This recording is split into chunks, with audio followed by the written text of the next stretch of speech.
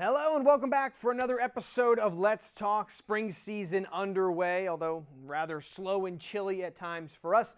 We are excited. Thanks for joining me. As always, I'm your host, Chad Landers. Normally I come out here and share what's on my mind, but today we have some other important things to get to right away, kind of an abnormal show. A couple of guests joining me, and we've got some very interesting things to share.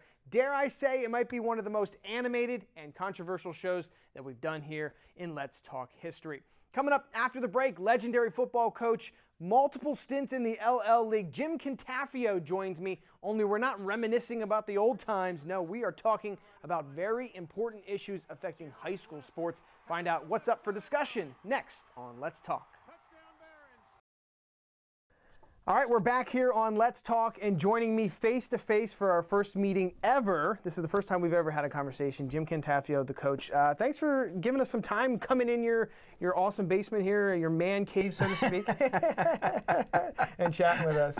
Yeah, it's a special place, and only special people get an opportunity to come down. All right. Before we get into the conversation that we're about to have, and it is going to be a pretty good one and maybe even a little bit lengthy, I want you to remind people that are watching here kind of your connection to the LL League and kind of just real briefly, you know, what you enjoyed about coaching in the LL League. Well, I got my start in 1980 when I came to Conestoga Valley. In the first year that I was there, we were in Section 1. Then the second year, we went into Section 2.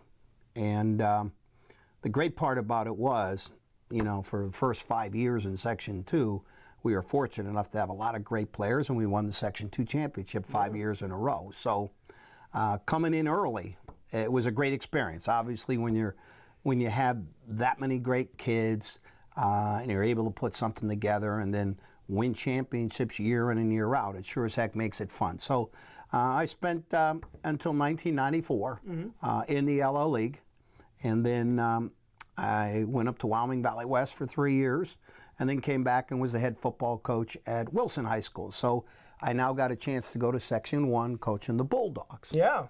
So I've had my years in it. I always consider myself a Lancaster-Lebanon League coach, even though now I'm the offensive coordinator at Coatesville. Okay. I just don't know when to retire, even though that might be out there someday, but right now I'm happy doing what I'm doing. So, but I always loved the Lancaster-Lebanon League. I sponsor the Lancaster-Lebanon All-Star football game with my sports camp business. Cool. So I'm involved with the coaches, and I love it. Great. So that brings us to the conversation we want to have today. And it's one that needs to be had and is getting a little bit of attention, but maybe we can really put a voice to it here because you seem to be somebody that's really championing the public versus the private schools sports in PIAA. And this is probably going to be one of the most controversial interviews that I've ever done on my show because usually we don't kind of dig that deep into controversial topics, but I feel like you've laid a lot of groundwork for this in some of the research that you've been doing, and so we want to have a conversation. And to start off, just tell us kind of, you know, from the ground up what you feel like the issue is and why you jumped on this issue and have been fighting for it over the years. Well, being a high school football coach for 40 plus years, okay, I've watched things change over the years. High school football coaches are very competitive, and we're all out to win the gold. If you're not, you don't belong coaching, but we're all out to win the gold. And we all want to be on the level playing field when it comes time to have that opportunity. Well, what has happened in Pennsylvania, 10 years ago, the PIAA allowed District 12, which is the Philadelphia Catholic League, to come into the PIAA. Which was all public schools at that time? It was only public schools up until that time, okay? And then shortly after that, charter schools started to develop. Well, charter schools were developed for education, okay? Well, people got into the charter schools and start recruiting football players and basketball players to develop scholarship caliber programs. Well, in the beginning, nobody seemed to care. But what happened is, over that 10-year time period, if you look at history, the non-boundary schools and charter schools are dominating state championships. Exactly, yeah. And people are, frustrated. People are upset, to say the least. So I took it upon myself, figuring, you know, I may not have as much time as I think I have, but I'm retired. I can do these things. And, you know, I'm all for let's do what's right. Right. Okay? And right now, I feel just like a lot of coaches feel. It's just not right as to what's going on. When a St. Joe's Prep has a starting quarterback that lives in New Jersey, you tell me what that is. Yeah. Okay? It's absolutely not right. Or when you look at the local newspapers and a private school advertises, we give financial aid. And then at the bottom it says, if there's a will, there's a way. What is that? Basically telling people, hey, you can't afford to come here? We got scholarships for you. So here's the point. We took the vote. The State Coaches Association is solidly behind it. I mean, the vote was 26-2. Wow. Okay? And basically what we're saying is, hey, the non-boundary schools, if you want to give financial aid, if you want to recruit, if you want to offer incentives for kids to come to your school, go ahead and do it. At the end of the school year or at the end of a season, you go in one division and the public schools go in another division. They do it in college football. Why do you think there's Division II? Division III? Why do you think there's major college? Hey, I for one, just like a lot of coaches, hey, I'll play anybody as long as we are on the same playing level from the recruiting and everything else. Now, the private schools complain that, well, the public schools recruit. Don't get me wrong, the public schools do get transfers. Right.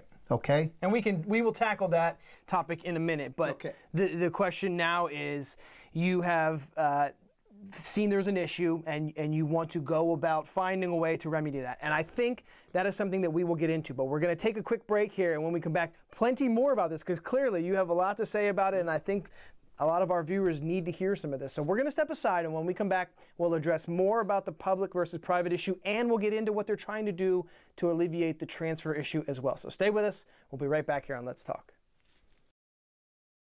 All right, we are back, and we are deep into the conversation here with Coach Jim Cantafio about the public versus private high school sports here in PIAA, and you gave us a nice breakdown of kind of what the issue has been.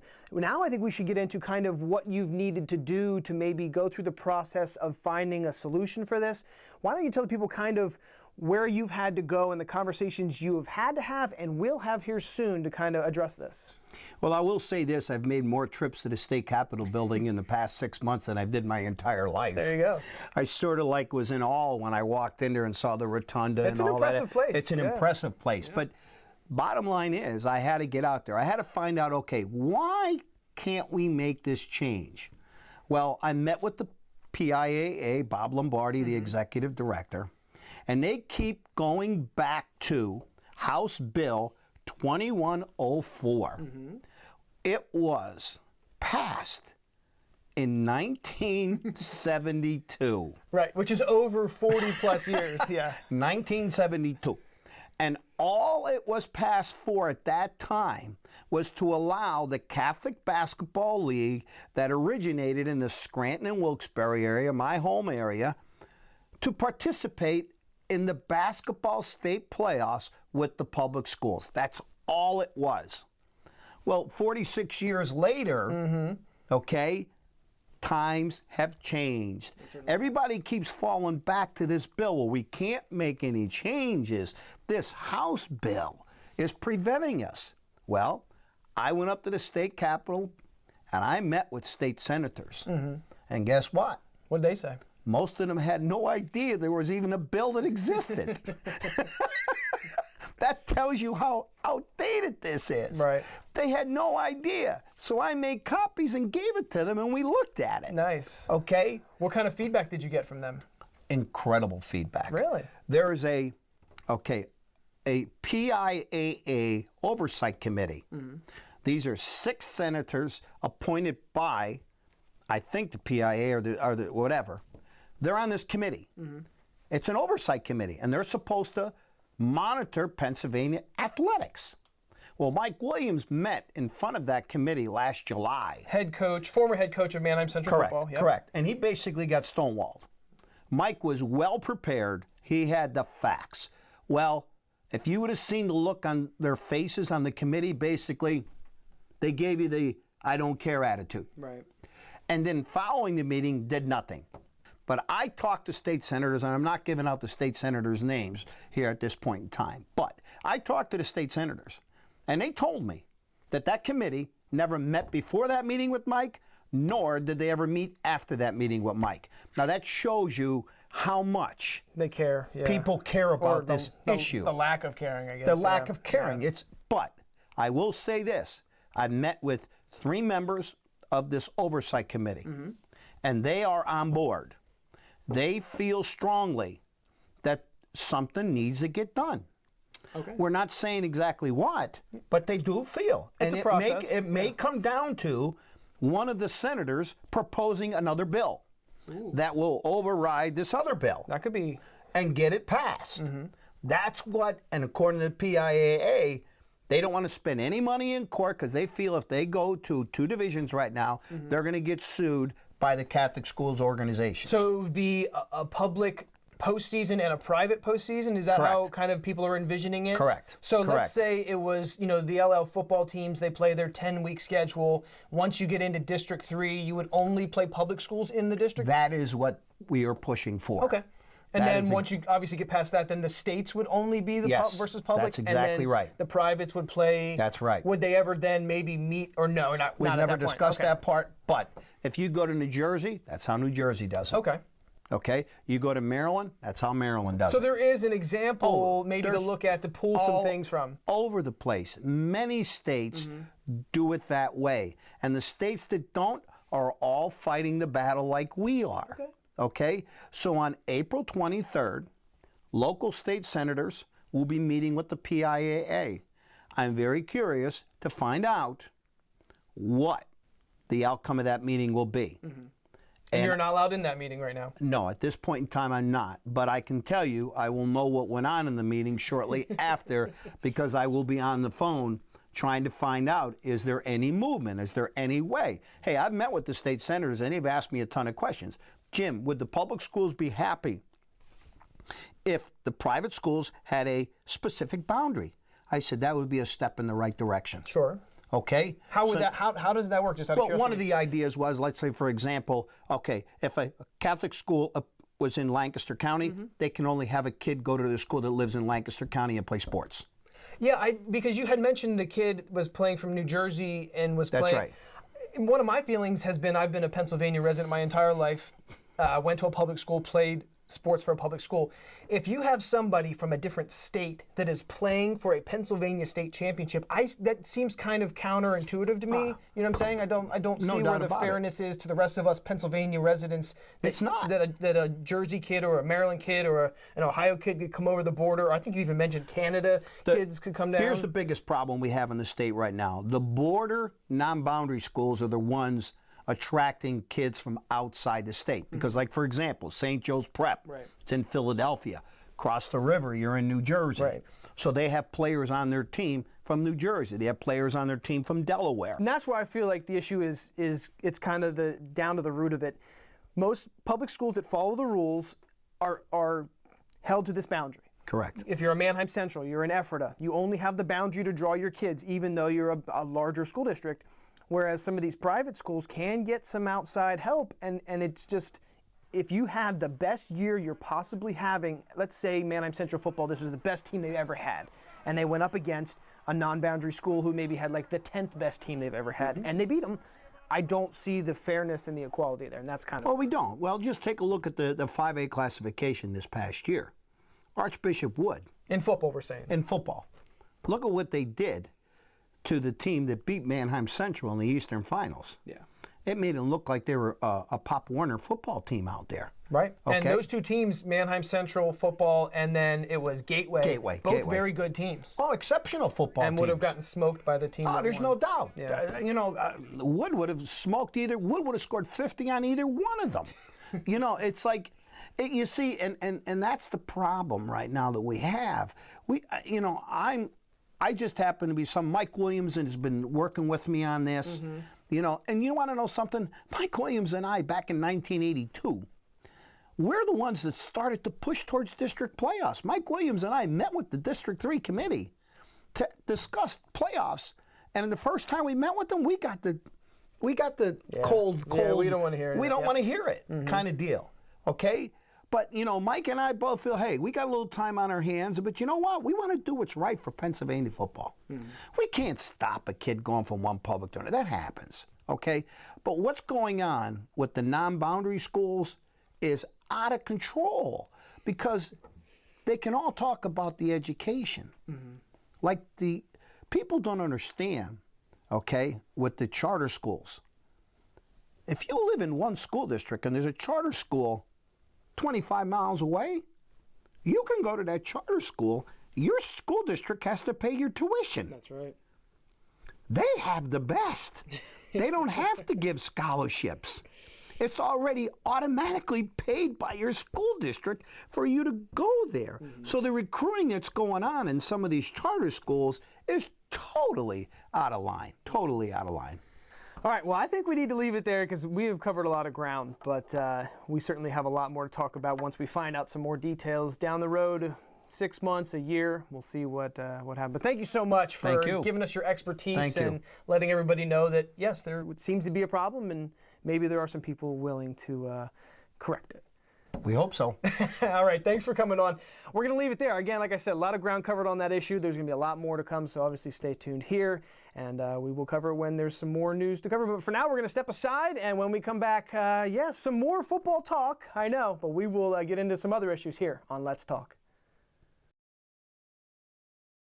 All right, we are back here towards the end of the show, just catching up with head football coach for Calico, Dave Gingrich, and kind of an interesting topic coming up recently for the LL Football League. This talks of the Berks LL merging. Now I know it's kind of in the beginning stages, but from what you've seen and what you've been able to kind of learn about it, what are your thoughts on kind of what could potentially happen here? Well, I think what happened was the Berks County football coaches and their ADs approached the LL coaches and the athletic directors about a possibility.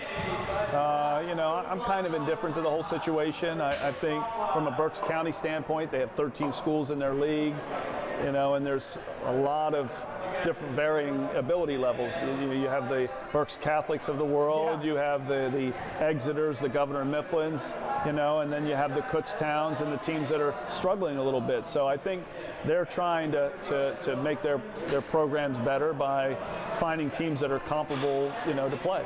And is this something that the LL League potentially wants to do? How close is this to happening? Well, I think there's a lot of factors. I mean, as football coaches, we don't have a lot of input. I think we have some input in the decision, but ultimately it's going to come back to the school administration, the superintendents, the athletic directors, the principals. I think we're just a small piece in the whole puzzle. You know, how do I feel about it? I think there's some good parts, and I think there's some parts that are, you know, a challenge, but at this point in time, I think it's kind of early to make a decision, and other than it's been brought out. Tommy Long has spent a lot of time on that. Tommy Long's our football chairperson, and I think he does a great job in trying to make what's you know, our league better. What's the thought of potentially? You know, they haven't made up any sections. You guys haven't seen any of that yet. Well, we have. We have seen proposed sections. Hit me with it. This is breaking news. Come on, Calico, where are you at? We would be in Section 2 or Section 3. With Manheim? Manheim Central would be in this last proposal. But again, I've seen... Is Berks Catholic in that? Yes, they were in that. Wow. So tell me about potentially playing like a Manheim, a Berks Catholic, all in the same section. You tell me. I mean, does that sound like a fun thing, fun fest for you, or what? Well, see, look, I mean, I like my job doesn't depend on getting wins and losses, okay? Your job depends. So, like, for us, that's amazing. For you, I don't know what you're... I think Section 2, the way it is. So from our standpoint, I think our schedule's pretty competitive already. I agree, yeah. So then you throw in a Berks Catholic, and I just think it makes, you know, winning your section a lot tougher. You throw a team in like that. But again, there have been countless proposals. So I think more than anything, I think they've got to decide, the league has to decide Are we letting them in? Is this merger going to take place? And then once it takes place, then look at the different, the different merger, the different proposals. Yeah. Exactly, and we will certainly keep an eye on that, and we will let everybody know kind of what's going on. But that was a little bit of breaking news to me. I hadn't even known that. So again, thank you for just 5 minutes explaining that to us, and look forward to it if it actually goes through to what this could change the landscape of LL football. It wouldn't take place this coming year, so we have a 2-year cycle. Yeah. It would be the next 2-year cycle after that. All right, well, there you heard it. That's some big news. So thanks to Coach G. Always enjoy my conversations with Coach Gingrich. Such an interesting predicament that the LL League finds themselves in here. Do they keep things the same with the thought that why would we change a good thing in the LL Football League? Or do they let the 13 Berks County schools merge with the LL League and form one giant tri-county league? Now that decision is a long way off, but we like to have a little bit of fun here on Let's Talk, so some of us in the sports department took a look at all the LL League teams and all the Berks County teams, and we formed a merger proposal of our own. So we will check it out. And again, a reminder, we don't know what the sections would be or what they would look like or how many there would even be, but just for fun, let's say that there would be 6 sections, and we would put all the big schools in Section 1. So that would include teams like Wilson, Manheim Township, Hempfield, Reading, J.P. McCaskey, Warwick, and Penn Manor. All right, so in Section 2 then, these schools would be the rest of the bigger schools, not as big as those Section 1 schools, and that would be where Governor Mifflin, Exeter, Conestoga Valley, Elizabethtown, Lebanon, and Cedar Crest would all kind of fall into that one. And then here's an interesting one, Section 3, and that would be headlined by some of our local schools, as you see, Cocalico, Manheim Central. This is Berks Catholic finding their way in. That would be really interesting. Muhlenberg, Solanco, Garden Spot. So that one would be a really fun one for us to follow, obviously spending a lot of time there. In Section 4, some of the smaller schools now. It's more of a Twin Valley, a Conrad Weiser, Donegal, Lampeter, Strasburg might have their way with that one. Daniel Boone, and yeah, the effort amounts. So who knows? Section 4 could be the home there. And then Sections 5 and 6 would be a lot of the smaller schools, all of whom we never really cover, probably wouldn't get a lot of publicity from us, but either way, we wanted to show that to you there. There's Section 6 as we head on, Octorara joining here this year, but potentially would find their way down into one of the smaller ones. So yeah, a little brainstorm that we came up with, just wanted to get it on the record before everybody else's ideas started to float out here. So that about does it for another new episode of Let's Talk. Thanks so much for letting me take you on a bit of a detour here for this show. And this week we will focus heavily on some more spring sports as the episodes continue. You can stay tuned for all of that. And as always, thanks for tuning in to this show. I'm your host, Chad Landers, and I'm sure we'll have more spring sports to talk about next time.